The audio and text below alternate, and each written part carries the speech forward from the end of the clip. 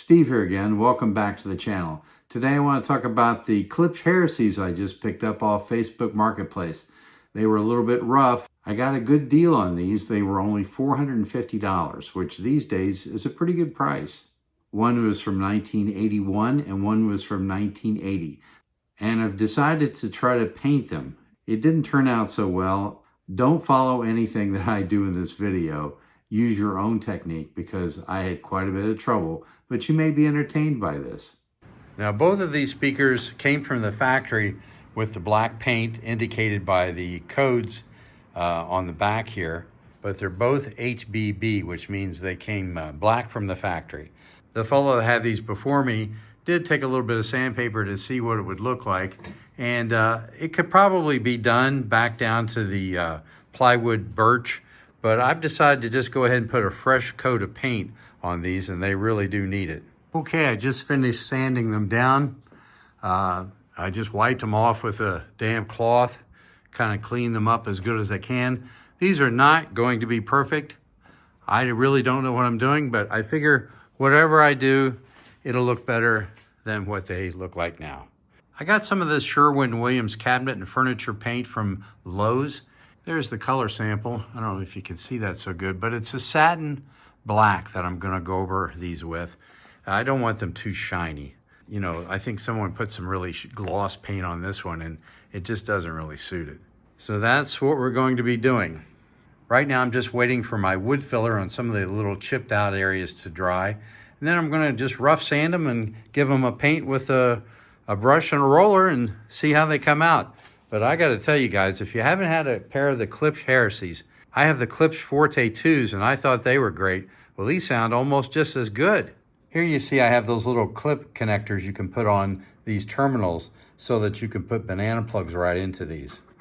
So other than the cabinets being a little bit rough, the drivers and everything are great. You know, they still have the can capacitors inside, but I'm not going to switch them because when I play these speakers, they are just about the best speaker I ever heard. So I don't see any reason to do that. If I start having issues, I can surely change those. It's just two capacitors. It's not a big job. I've seen it done on YouTube and online. Okay, I've enlisted the help of a beautiful and talented assistant to help me out here because I decided I can't film and paint.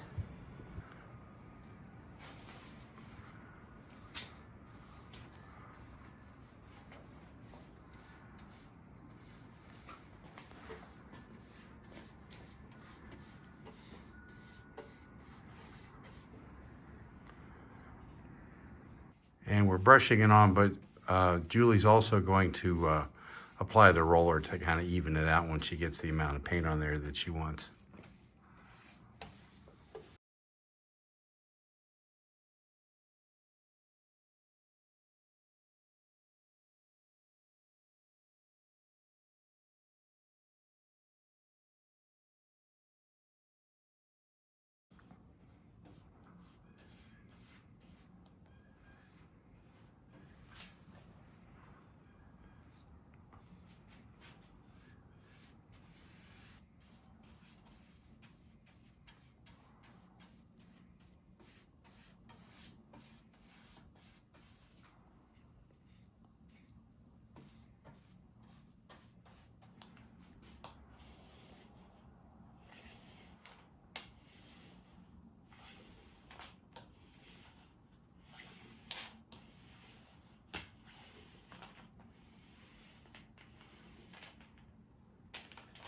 After the first coat, I see some imperfections in it where maybe I could have sanded a little bit more, but it's not really even dry yet. It's just starting to dry. It has a nice sheen to it.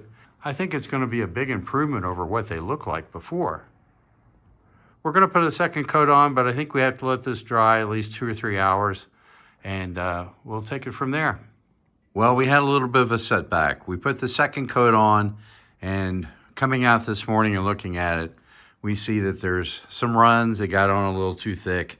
And the method of using the brush and the roller, I don't think is a good idea. So now I'm in the process of sanding them all down again. And then we're gonna roll on a fresh coat and we're gonna see how that works. Stay tuned. I'm not sure what's going to happen with these. Well, we finally finished painting these speakers. It was quite a battle. What happens is you start painting them and you think you can get a nice smooth finish, and you can't, because the amount of sanding that would be required, you're not going to do that. And of course, you don't want to sand too much. You go right through the veneer. So anyway, these are now painted. They have a little bit more of a texture than I was anticipating, but it still has a nice sheen to it. And actually the roller we used was like what you would use on your walls. It was a low nap roller. So, you know, it kind of has the same texture as your walls have, and it doesn't show so much, you know, on your house wall as it does on a piece of furniture or a cabinet. And the kind of the little bit of a texture effect actually helps hide some of the flaws. I don't know that I would recommend anyone trying to paint these speakers. It was harder than I anticipated, but I just thought I'd show you how it turned out, and it's good enough for me. They're old speakers, and they look a lot better than they did. I'll show a finished picture here of what they look like all back in their place.